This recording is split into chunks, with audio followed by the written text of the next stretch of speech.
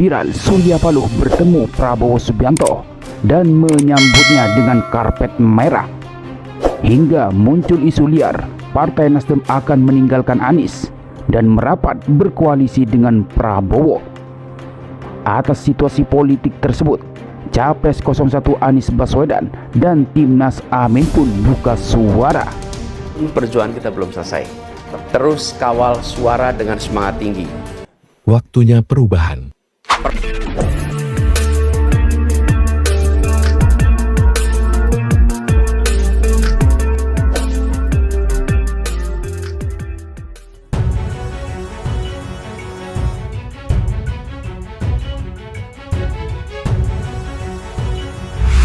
Baru-baru ini, Presiden terpilih dalam Pilpres 2024, Prabowo Subianto, bertamu ke markas Partai Nasdem yang merupakan rivalnya pada pemilu 2024 pada Jumat 22 Maret siang.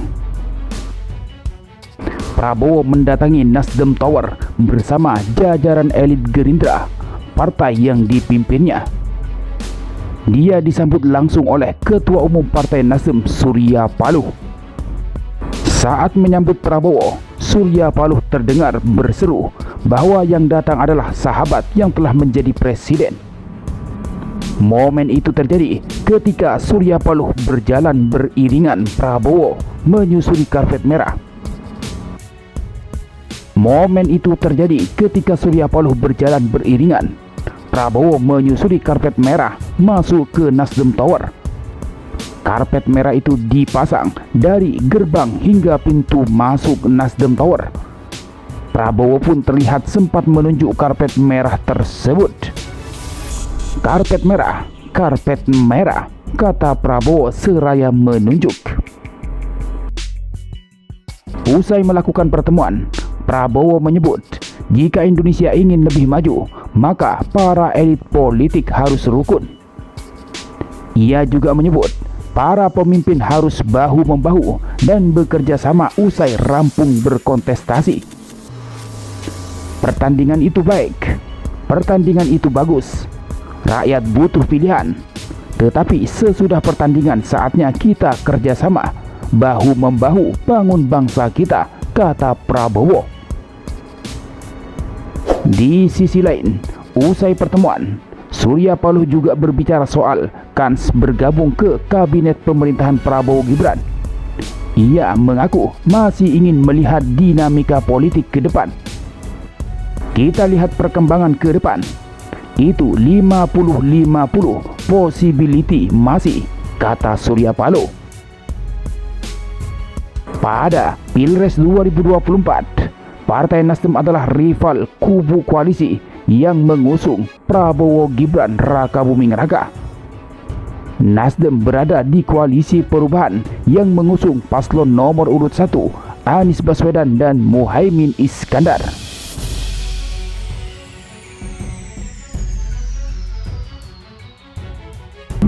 Usai pertemuan di Nasdem Tower tersebut, Prabowo mengaku ingin menyampaikan langsung terima kasih terhadap ucapan selamat yang disampaikan Surya Paloh pada dirinya via awak media.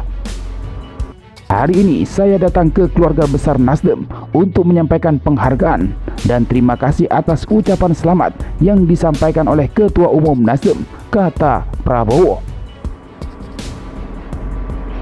Keputusan KPU menetapkan Prabowo sebagai presiden terpilih dan Gibran sebagai capres terpilih hasil Pilpres 2024. Ketum Partai Nasdem Surya Paloh langsung ucapkan selamat imbuhnya. Sementara respon Capres 01 Anies Baswedan setelah Prabowo pada Jumat siang, giliran Anies yang datang ke Nasdem Tower pada Jumat petang untuk mengikuti buka puasa bersama di sana. Anies berharap tak ada spekulasi lebih jauh terkait pertemuan Surya Paloh dan Prabowo itu, kecuali sebagai silaturahmi yang memang baik. Saya rasa itu sesuatu yang baik ketika ada tokoh seperti Pak Prabowo mau berkunjung, lalu Partai Nasdem sebagai tuan rumah menerima dan menyambut. Ya, sesuatu yang baik. sesuatu yang tidak ada yang luar biasa, kata Anies di Nasdem Tower pada Jumat tanggal 22 Maret 2024 malam. Anies juga merespon pernyataan yang disampaikan Surya Paloh terkait kemungkinan 50-50 untuk bergabung ke pemerintahan Prabowo. Menurut Anies, pembentukan kabinet masih lama, sehingga apapun yang disampaikan saat ini masih bersifat spekulatif. Ia mengatakan saat ini pihaknya masih fokus terhadap gugatan yang diajukan ke Mahkamah Konstitusi. Perjalanan masih panjang, karena siapapun yang nanti terpilih itu pembentukan kabinet baru bulan Oktober. Sekarang masih bulan Maret. Jadi apapun yang dikatakan hari ini semuanya sifatnya spekulatif, karena siapapun yang nanti terpilih akan dilantik, baru dilantik tanggal 20 Oktober, kata Anies.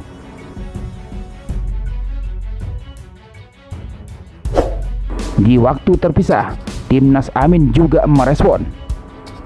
Kapten atau Ketua Timnas Amin atau Tim Pemenangan Anies Muhaimin, Syauqi Alaidrus, menegaskan pasangan Amin tetap menempuh gugatan ke Mahkamah Konstitusi atau MK meskipun Prabowo bertemu dengan Surya Paloh.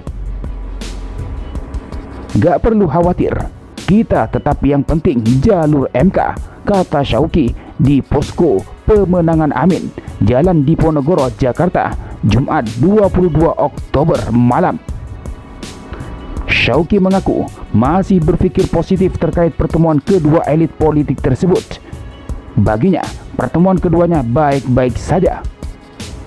Diambil positif, pertama kan pasti ada nilai positifnya, kata dia. Mantan Kabasarnas ini mengatakan tim hukum Amin telah menyetorkan 48 nama pengacara untuk bersengketa di MK. Beberapa di antaranya ada Ketua Tim Hukum Amin Arief Yusuf Amin, ex-pimpinan KPK Bambang Wijojanto, hingga Refli Harun. Ada jelas Pak Ari, Pak Bambang Wijojanto, Refli Harun, banyak lagi lah nama-nama terkenal itu, kata dia.